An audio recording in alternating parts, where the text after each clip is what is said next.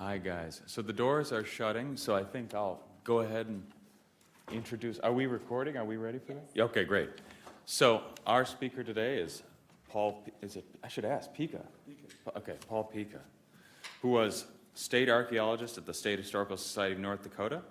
He has been an archaeologist since 1994. His research for the last 4 decades has focused on prehistoric and historical archaeology of the northern Great Plains and with the history of early exploration and historical cartography.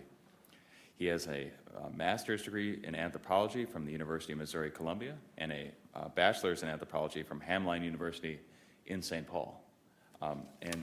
We've been having a great talk this morning, and I'm really looking forward to your talk, sir. Thank you very much for coming. Thank you. I guess I'd like to start out by saying that I'll start with the strong version of the talk, which is hopefully to instill an interest and appreciation for the history of ideas as expressed in disciplinary foundations. In this case, it'll be archaeology as well as, to a certain degree, philosophy of science. The weak version would be the Paul Simon paraphrase, I don't know much about history of science or philosophy. So, and then also, the first slide, second from the left, is myself in 1978 at Big Bend Dam in South Dakota at Pierre with a University of Nebraska field party after spending 3.5 months in the tent and doing my best imitation of Bruce Springsteen at the Hammersmith Odeon in 1975. So. One of the key points I'd like to stress today is the importance of what I construe as or a term academic lineages, whether it be at the undergraduate or the graduate level, and they're both extremely important. And your teachers along the way impart upon you a history of ideas and concepts that you can use for the rest of your life, and that's the value, one of the values of education. I'll just leave it at that. And in my case, my undergraduate degree and my graduate degree were separated by a period of 15 years or more. I was an undergraduate for 4 years, although it took me another 2 years to fight with the university to issue my degree because I had too many credits, but they didn't like the distribution. So, but that's education. So, but anyway, and similarly, I worked in, which I'll touch on a little bit, contract archaeology or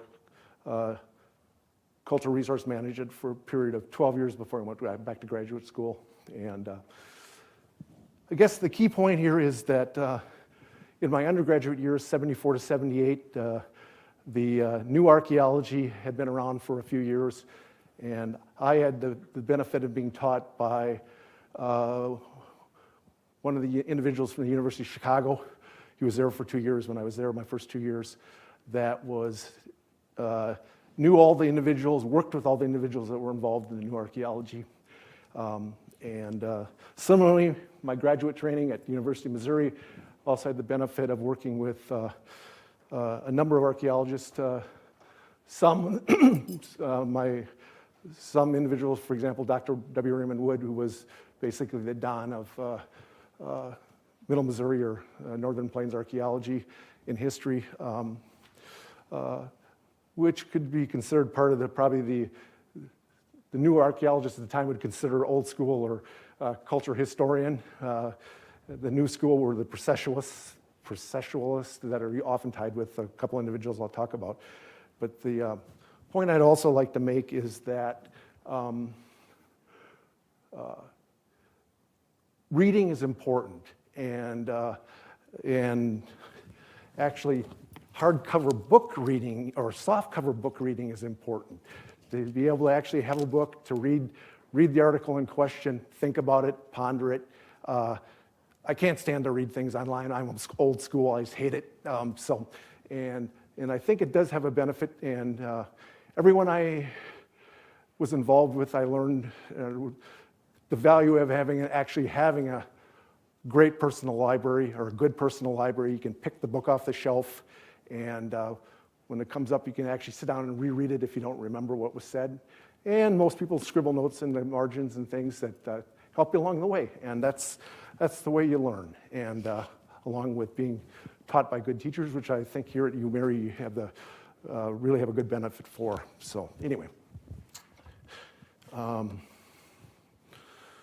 keep on track here. I have no formal training in philosophy. I have read along the way about history of science and philosophy of science to some degree or another. So I don't claim to be an expert, so that's why the talk was entitled A Personal Reflection. But I think I did have the benefit of being exposed to these ideas from people that were actually actively involved at the time at both the undergraduate and graduate level with key issues that were going on in archaeology. And I guess I would say that I had to find in my library the Audi's Cambridge Dictionary of Philosophy. My version was the first edition from 1995.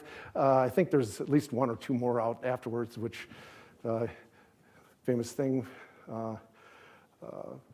what people used to do too for when you're taking your comps or your orals in whatever discipline was, one of the strategies was, you don't study everything, you go find a very good dictionary of your subject matter and you read that. And so I'll leave that along the way. Moving on. Archaeology grew out of antiquarian studies, and by the early 20th century, archaeology on the northern plains, North Dakota, was being practiced by one degree or another professional people. One of the earliest archaeological studies in North Dakota was George F. Wild and Herbert J. Spinden's study called the Mandans. That was actually an undergraduate. They were both BA students at Harvard University at the time, 1905.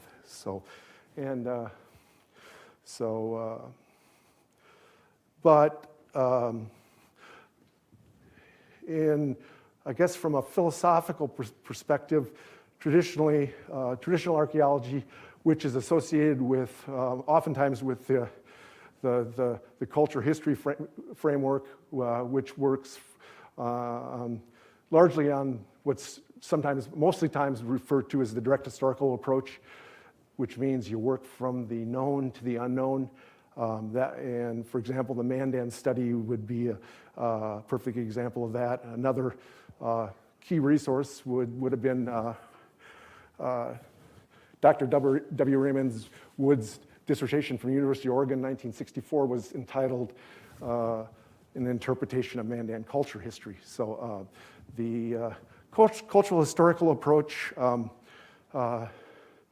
was developed in the 1920s and 30s, oftentimes associated with archaeologists at Columbia, for example, W. Duncan Strong, who taught at Nebraska for a little while and was also at Columbia for periods of his career, are oftentimes in histories of archaeology, oftentimes associated with the cultural historical approach.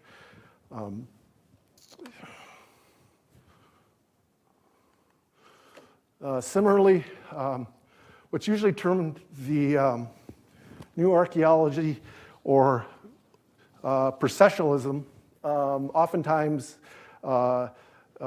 which began as an outgrowth of interest in, shall we say, scientific methods and adopting a scientific mindset within archaeology rather than more of a, shall we say, humanities approach, or maybe not. But I think oftentimes we get tied up with, oftentimes I think many things are what I would term false dichotomies. It's not an either-or situation. It's always an and situation. And if you don't think of things in that kind of a context, I think you'll fall prey to a whole number of criticisms, I think, in your thinking. So that's my own viewpoint on this. So you're happy to disagree with me and whatever. And also the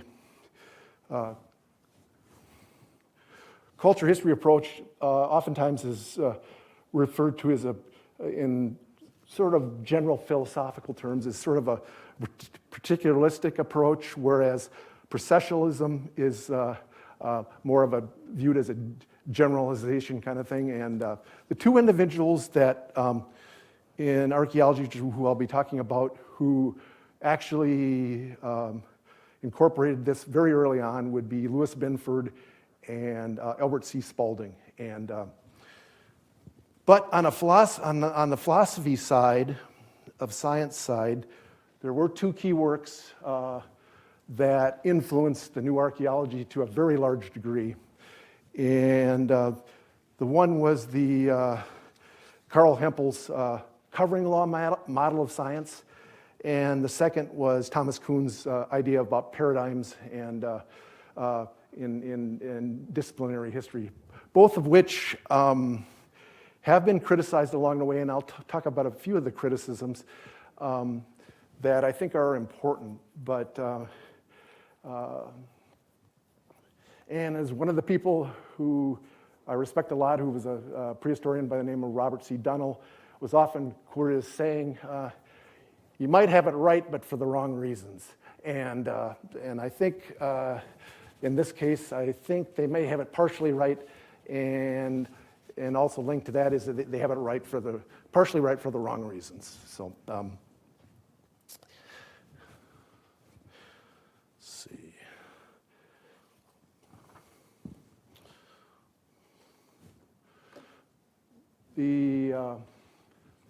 Like I mentioned, the key works early on was a book edited by Louis Binford and his wife at the time, Sally Binford, called New Perspectives in Archaeology.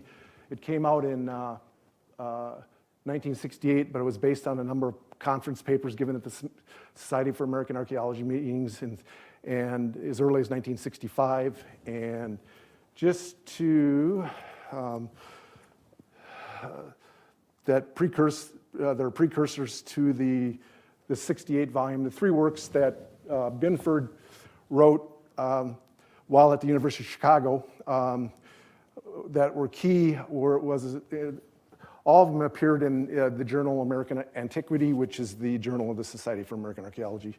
The three key works are Archaeology as Anthropology, 1962, A Consideration of Archaeological Research Design, 1964, and probably equally as important for where we get processualism, an article entitled 1965, entitled Archaeological Systematics and the Study of Culture Process. And for anyone who's interested in Louis Binford's work, there's a very nice biographical memoir. It's about like 35 pages long, including references written by David Meltzer, who I'll talk about later in the talk, that details Binford's career and his contributions and some of the academic spats he was involved with along the way, which the new archaeology was famous for, and some of the responses by certain individuals are definitely worth reading, and I'll point those out along the way as well.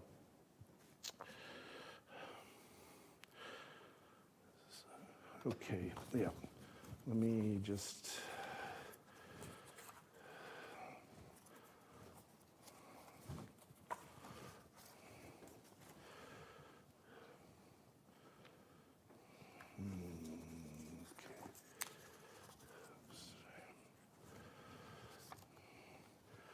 Okay, and at the end of Spaulding's article in here entitled Explanation in Archaeology, it really does sum up his viewpoint. The papers in this volume are clear examples of explicit attempts to explain observed regularities in archaeological data by means of observed regularities in social process, which is where we get processualism and sort of the Binford school of the new archaeology.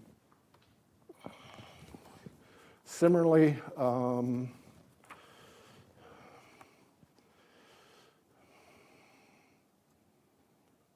skip that one. Okay.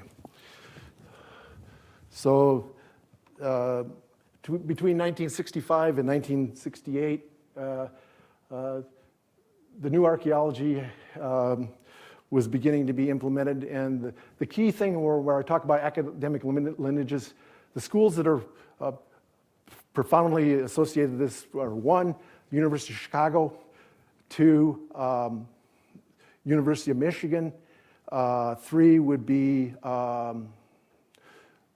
University of Arizona, were the 3 main institutions that were proponents of, shall we say, the new archaeology, and their graduate students at the time. And just to go quick back to academic lineages, the person I was taught by my first 2 years at Hamlin was a student of Binford's and another famous archaeologist, old world archaeologist by the name of Carl Butzer at the University of Chicago. He was in anthropology or archaeology and geography. And his works, which I'll touch on a little bit, heavily influenced the ecological approach and in history. So in terms of, at the same time, there was actually another famous book called Perspectives in Archaeological Theory, written by an ecologist in Spain by the name of Ramon Margalef in 1968 that came out at the same time. It's interesting that the titles are similar, New Perspectives in Archaeology, Perspectives in Ecological Theory, where he was stressing the importance of, from ecological kinds of things, basically what's usually referred to as general systems theory, cybernetics, which became incorporated into archaeology at the time and later. You don't see it so much now, but it was very important in the 70s and into the 80s. Similarly, 1969, there was another really important book called Man in Nature, an anthropological essay in human ecology. It was written by Richard A. Watson, and Patty Jo Watson. And Patty Jo Watson was an archaeologist at Washington University in St. Louis. She was a student of, got her graduate degrees from the University of Chicago, and she worked in the Old World as well as the New World. Her husband, Richard Watson, was a philosopher who appears in the philosophy of science writings. He was also had training in geology, and he was also a very famous spelunker, caves. So the Watsons did a lot of work in the Southeast, for example, in caves in Kentucky. Can't remember the name of them right now, but cave systems, which if you read archaeological literature now, there's still people interested in caves, both in Paleolithic archaeology in the Old World as well as caves in the New World, about with artwork inside and the whole idea about shamanism and whatever, however you want to characterize that kind of thing in the archaeological record. So, but keep going here so I stay on time. But the important thing is these ideas about scientific theories come from Richard Watson and what's common the covering law model, Hempelian model of scientific explanation. And a scientific theory consists of a set of statements descriptive of the various types of objects under study with respect to their characteristics and a set of law-like generalizations.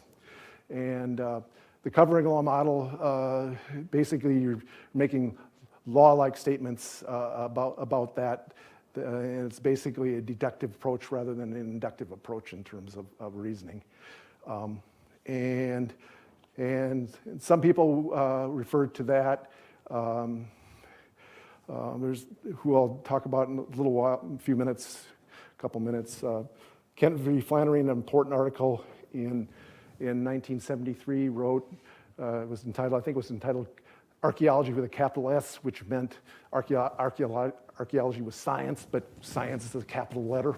And but one of his key phrases in there was, he referred to some of this Hempelian stuff as basically trying to make statements that he characterized as quote-unquote Mickey Mouse laws in explanation. So there was definitely a difference of opinion among people about that. And basically, I think, which I'll touch on in just a couple minutes, the Hempelian model, covering law model, has been largely discredited in terms of how you might want to think about archaeology, in use in archaeology, because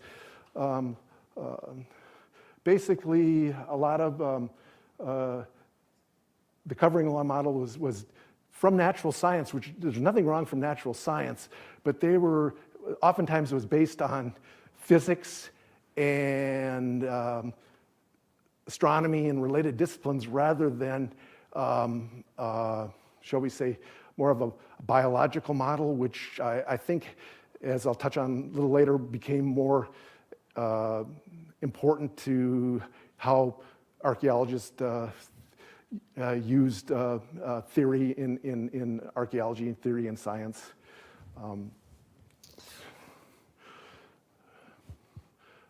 But in the two important books that came out in 1971, also about new archaeology, Explanation Archaeology, Explicitly Scientific Approach, was an outgrowth of this, as with Patty Jo Watson as being the lead author. Charles Redmond, was at the University of Chicago. He's I think at Arizona State, or he might be retired by now, but was another important archaeologist that worked both in the old world and the new world, and he was a very good friend of my professor at Hamlin at the time. And my professor actually was acknowledged for reading drafts of chapters in that 1971 book. So, the other important book, which is a short little book by Robert C. Dunnell he passed away a few years ago now, but University of Washington for a whole number of years, was a student of Irving Rouse's at Yale, and Yale produced a number of important archaeologists as well, a couple of which I had the pleasure of working with, at least one of which, Richard Krauss, who was at the University of Missouri for a number of years, was very interested in many of the same things that Dunnell was in terms of systematics, how you do classification, what it means from a philosophical point of view. And the interesting thing about, they both finished their PhDs in 1967 at Yale. They were office mates for a number of years, so they used to debate this stuff all the time. So it's this whole idea of academic lineages, history of ideas, where they come from, I think is almost more interesting to me than if you get into any kind of debate about some topic. Most of the time I just lose interest. I don't care. I've made up my mind. And the interesting thing is how they got there and why they are saying the things they are saying. And I'll just leave it at that. The other important thing that happened in the late 1960s, early 1970s was the implementation of the National Historic Preservation Act, which had a great influence on giving jobs for positions for archaeologists in various, the private sector, government sector, which I worked in, federal agencies, which Carrie works at, and so it was an extremely important, and some people were criticized for actually after getting their academic degrees that they weren't implementing some things that they learned in grad school, which I think is I'll stand up for what Kent Flannery says here in a couple of minutes about that whole idea. Obviously, two important works in the 1970s were a compilation of Binford's works, Archaeological Perspective 72. Mike Schiffer got his PhD out of Arizona, which was another big school for where a lot of people worked in Pueblo Southwest sites, and that's because trying to blank it. He was at the Chicago Museum. Martin. I'm drawing a blank his first name, was involved with a multi-decade, actually 2-decade project in the Southwest, looking at Pueblo organization, and Schiffer was got his degrees out of University of Arizona, and he was a proponent of, to some degrees, he's oftentimes known for behavioral archaeology. He wrote another famous book in the 80s called Formation Processes in the Archaeological Record. And the interesting thing was Binford, Schiffer, and some of these younger people like Schiffer, and Flannery, who was more old school, and pretty caustic, which I'll demonstrate in a minute, about things, are well known in the archaeological literature for having pretty vociferous debates about some of this stuff. And actually, in some of the major journals, the journal editors finally said after some of this stuff, it got kind of ad hominem to one degree or another, vaguely couched in academic kinds of argument, but they actually decided we're not publishing any more about this. So, and actually, in terms of philosophy of science, some of the same stuff after the 1980s, that's sort of what why philosophy of science kind of as a key discussion point largely went away, except until the early 80s. And then there were like 3 different philosophers that were involved in philosophy of science that were tied to archaeology, which we'll outline in a second. In the 80s, or prior to that, to go back to Kuhn, there was a famous article by David J. Meltzer he was a graduate student at University of Washington. He was one of Robert Dunnell's second generation of graduate students. His undergraduate degree was from Maryland, which plays into this very big in philosophy of science because in Suppi's book, The Structure of Scientific Theories, there's articles by all the major philosophers of science at the time, Carl Hempel, Kuhn. Also there at Maryland, there was Dudley Shapiro, who was also a very famous philosopher of science, was critical of Kuhn's paradigm approach. And this is another book I'd recommend, Structure of Scientific Theories, second edition from '77 by, I pronounce it Suppi, but I'm not sure if that's the correct pronunciation, but it's a very famous book of all the writers at the time. That if you've done any reading of philosophy, Hempel, Kuhn, Suppi, I pronounce it Tolman, as well as, there was somebody else here too that was, well, I don't remember, but anyway, that were very important for this. Okay, to move ahead to the late 70s, this article, Paradigms and the Nature of Change in American Archaeology, was published in '79. Like I said, but Meltzer was a student of Dunnell's, and his argument was based on his undergraduate coursework at Maryland, which Shapiro was saying, the conclusion of this article was ultimately there's very little of the new archaeology that cannot fit in the same linear continuum as the old archaeology. Basically, it is only when a new metaphysic is introduced, one by which definition cannot fit on the same continuum, that a revolution results. There has been no revolution in archaeology, and I think I would be a believer in that. There was a great expanse in terms of the growth of statistical methods, the growth of interdisciplinary studies, methodology, methods, but that is not the same as arguing that there was actually this major paradigm, however you want to define it, in a Kuhnian sense, I think. And I think he's absolutely correct in that observation. And keep going here. The Alison Wiley, who is retired now, she's emeritus at University of Washington, which is kind of funny that she was at a number of institutions for throughout her career, but she was actually an archaeologist, and her PhD dissertation at State University of New York Binghamton in 1982 was called Positivism in the New Archaeology, which is an important work that people cite. The other philosopher that was involved with philosophical issues at the time was Mary Lee Salmon, She and her husband, Wesley Salmon, were at University of Pittsburgh for a long time. They were also at University of Arizona in the 70s, which explains why a number of these articles on philosophy and archaeology were written. They still, I'd say Richard Watson, Marilee Salmon, not so much Alison Wiley, but still actually had in their heart a tendency to, I would say, think that there was many good things about logical positivism, and that in terms of explanatory things, which may be true in the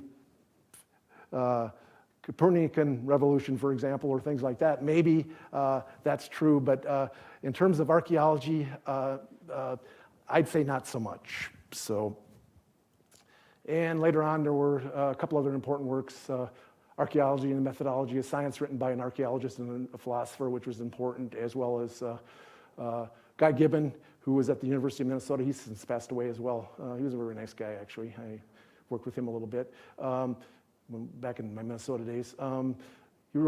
He wrote a number of important books. Explanation Archaeology. He also wrote a very important book on anthropological archaeology that's oftentimes used as a coursework for both undergraduate and graduate students in anthropology.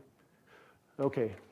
The other important, because it's 1982 is an important year for Wiley's work, but also probably equally as funny or equally as important was Kent Flannery's outgrowth of the 73 article, which appeared in the American Anthropologist. It was called The Golden Marshalltown, a Parable of Archaeology of the 80s. There's two sources that if you haven't read anything, this is one of them. And from, it's basically told as a discussion, a parable between the old archaeologist, the new archaeologist, and the graduate student. And it's hilarious, and Flannery was very caustic, but right on the mark, as far as I would say in a number of things. And basically, there are caricatures of a number of the people actually at the University of Arizona in there. That's why there was a really big feud about some of these people, because it was thinly veiled,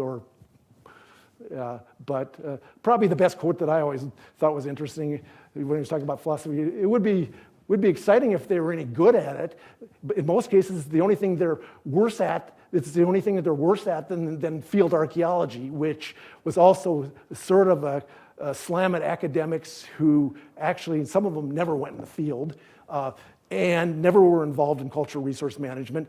And they couldn't dig a square hole if their life depended on it, but they could theorize, and what they saw was theory actually wasn't theory. So that's my diatribe on this. But anyway, and we'll keep moving on.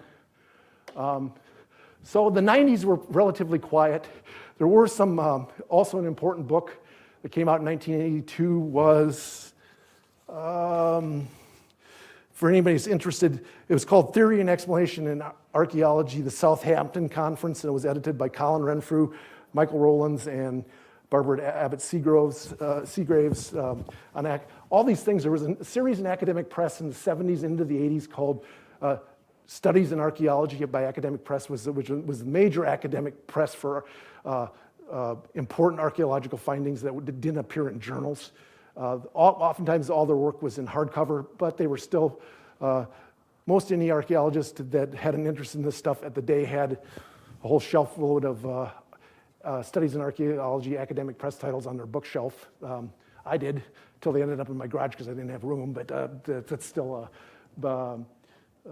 it's important. But moving ahead to the 2000s, Alison Wiley continued to work in archaeology from 82 to 2002, and I think she's emeritus now, and is probably still writing, but I mentioned a 2017 article at the end too. She published an important book called Thinking from Things, Essays in Philosophy, and it was Philosophy and Archaeology. It was a compendium of her works for like those 20 years and stuff from her dissertation, as well as with some new essays written, especially especially for that volume, which included things on the new archaeology, which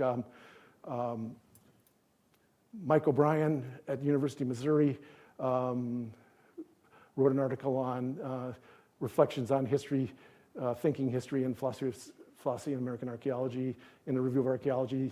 You can find a copy of that online, or you can find a paper copy, which is more important to read. But it's a review of Wiley's book and other things. So when I was at Missouri, my two of my main graduate professors were Michael O'Brien and Lee Lyman, both of which were trained by exceptional people in the new archaeology, but also in terms of quantitative methods. Lee Lyman, who studied faunal remains in archaeological sites, was a student of Donald Grayson, but also a student of Donald at University of Washington. Similarly, Mike O'Brien his undergraduate degree was from Rice. A very famous archaeologist by the name of Frank Hole was his major advisor. He got his PhD from University of Chicago, like 1972. Was also in the new archaeology. So these people also appear in the New Perspectives book. As he largely worked in the old world, were interested in urbanism and plant and animal domestication, those kinds of topics, which were very big at the time. And similarly, 2005, Mike O'Brien, Lee Lyman, and Mike Schiffer published a book called Archaeology as a Process, Processualism and its Progeny, which details sort of the academic lineages and feelings of the time. I take some personal pride, although I didn't actually get acknowledged for this, but the title of this book is actually a spin-off of a famous book written by David Hull, which I'll, at the end, the second book, if anybody's a student, you need to read. He was an evolutionary biologist at Northwestern for a whole number of years, but which has a similar title, and actually in this 2004 article, was that or the introduction to archaeology sort of mentions that archaeology as a process takes its guide from David Hull's title of his book, his framework for that book. But I guess the key point I'd like to say, and I'll pat myself on the shoulder, I was actually the one that showed the David Hull book to Mike O'Brien, and he glommed onto that, and they ended up with this book, So anyway, I got to pat myself on the shoulder at least once during this lecture. So if you're a student, you can make contributions. You may not always be acknowledged, but you are important, and just keep that in mind. And oftentimes, all the good teachers actually have long-term relationships with their good students, and I'm sure all of you here know who you are. So I'll just say that I did with both my undergraduate and graduate professors. Okay, this is a little hard to read. This last sad refrain, moving ahead like 20 years. There are three different things. One of the more recent things that's available online, Alison Wiley has an article called From the Ground Up, Philosophy and Archaeology in the Proceedings of the American Philosophical Society from 2017. The other thing that played a part in this would be Michael Smith's article, Making Good Arguments in Archaeology. And this goes back to the 58 book, reprinted in 2003, may have been reprinted a number of times, Arguments in Archaeology by Tolman, English philosopher, where his things about making good arguments is based on sort of weak and strong approaches, the whole thing about warrants and how you present that in a logical argument. Alison Wiley, as well as Michael Smith, who is an archaeologist and an ethnohistorian, a very good one, actually. Both have, as recently as 2022, we have still are using the shall we say, the Tolman thing about how you construct an argument. And I think it's, after doing a little searching online, I guess I never realized this, I guess it's big in business, it's big all over the place, and people, so that's why I had to appear like I knew something, why I can use the terms weak and strong, but I think my weak argument about don't know much about history of science is probably very more appropriate than, but I still like the idea of a history of ideas and what that tells you about things. And I'm going to conclude. Hopefully I've been probably talking too long. The other book that, if you haven't read it, you need to read it, and it's called Science as a Process, and that's where we get Archeology as a Process, an account of an evolutionary account of in the social and conceptual development of science, which are the two key things I think. I'd say if you're walking away from this talk, that I'd like to stress that you need to consider about socially what's going on at the time, because that has a big part to play in some of these arguments. Whether it's probably not directly, but it's probably not explicit, but implicitly it plays into it. The second thing is the conceptual development of some of these ideas and where they come from, how they develop, and who's responsible for them, and that's tied back to that whole idea about academic lineages and such. And I think that's all. One last thing, I guess I didn't read one more thing. Just the last thing about paradigms. 2023, the famous philosopher of science, Stephen Shapin, wrote a book review of Kuhn's latest book in London Review of Books, and he's quoting Kuhn here. This is as recently as 2023, even though Kuhn died a number of years ago. In the social sciences, there was a tendency excitably to read structure, that structure of scientific revolutions, as a how-to manual for academic success. Wow, now all we have to do is figure out what our paradigm is and enforce it. And some of the new archaeology, the law and order archaeologists in the early 70s, I think that's a very fair characterization of what they were doing. Unfortunately, they picked the wrong model, and they held to it much longer than philosophers of science did. By '69, it was philosophically dead in many quarters, I should say, or badly wounded, but some of this stuff takes a number of years to work its way through the system in academia and in history of ideas. But I'd just like to close with I think whatever your major is, the key thing is, like I said, academic lineages. Make an effort to understand why your instructors, professors, may be saying the things to do, why they select the readings they do, and in those readings, where the ideas come from, and oftentimes who might be associated with them. Because that, I always look at it, that's the social context of the history of ideas, which is, in my mind, more fascinating oftentimes than digression into petty arguments that have no meaning as far as I'm concerned, and I'll just leave it at that. So thank you for your time. So I'll be open to questions, so anyway.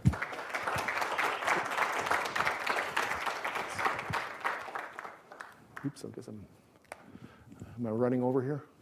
Okay. Anyone have any questions? Okay. Sorry to force you into petty argumentation, but so you say that, if I'm following you correctly, Hempel and these other guys in the 60s say, archaeologists should be looking for general rules along the lines of the sort of thing that physics has, and that's no longer really what archaeologists are interested in doing now. Yeah. Could you talk a little bit more about why that didn't take off? Like, did archaeologists all just decide we don't want to see if there's any general rules? Did they try and not find any and say time to give up and do something else? Like, what happened there? They did. There was in terms of the scientific approach, the deductive approach. There was the whole thing in the scientific method about formulation of hypotheses and that kind of thing. That part of it, in terms of research designs, appears in the archaeological literature all the way through up to now. I think it's just that, before I lose my train of thought here, which I was never good at, I think that they tied themselves so closely to this covering law, strictly to the covering law model of Hempel, and rather than actually even reading more broadly. And I think that probably is tied to Spalding's early statements about, in archaeology in here, about as early as 65, in that was the only way to do it. And some of this actually, I think, in terms of arguments and things, I think it's a classic example, or a good example of sort of appeals to authority, and rather than appeals to other sorts of argument or whatever. And so, but there were periods of time where, I mean, in terms of people's research designs at the time, in terms of investigating archaeological sites, the scientific method was extremely important and remains so. I mean, the whole idea of I think it's more, from a history of science perspective, it's more, I'm a firm believer in both the historical method and the scientific method. I think they're both valid, they work, and I think some of the conflation may come from confusing method questions with other kinds of questions. And to be honest, I haven't read that much philosophy. The few archaeologists or the philosophers who did work with archaeologists actually also still held to this Hempelian covering law to one degree or another, even into the 80s. You know, that was much longer than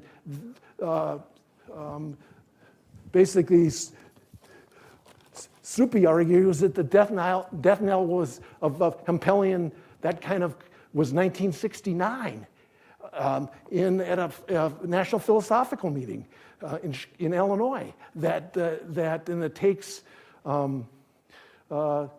that much time to work through the system. That's all I'll say. And hopefully that's the answer to your question. Maybe, probably really isn't. But once again, I guess I'm more interested in the history of disciplines rather than, and I find much more that I understand and I think I can comment on, rather than the true philosophical questions, which I'll fall back to the argument or the statement, my brain just doesn't work that way. I don't think that way. And it was the same kind of thing about trying to do math. I mean, simple math I could do. These things, once we got into, anything greater than that, and especially geometry and other kinds of things, my brain just doesn't work that way. And as hard as I try, and part of it was too that oftentimes, as you can tell, my patience for things at that time was about what my patience for things is now. If I find this interesting, I'll spend a lot of time on it. If I don't, I'll let somebody else deal with it because they're much better at it. And I'll gladly read what they have to say about it, and I'll think about it. But I'm not going to invest my time into things that I just don't find interesting. So that's probably an overstatement of that question. But anyway.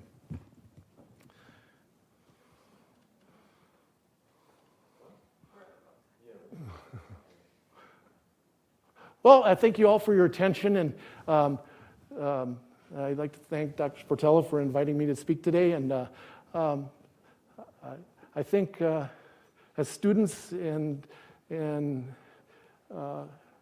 people who are involved in education, my only comment would end with this: sit down and read a good book. think about it, and don't get off your phone. I still have my flip phone. That's as far as I gotten, and I'd say, and everybody accusing me of the biggest Luddite, which I am. But there's nothing better than reading a good book, you know. So, and I think you'll be much happier. So, thanks for your time.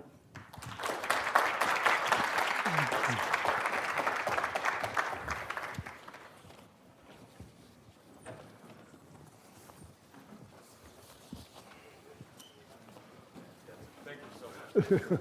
Now I have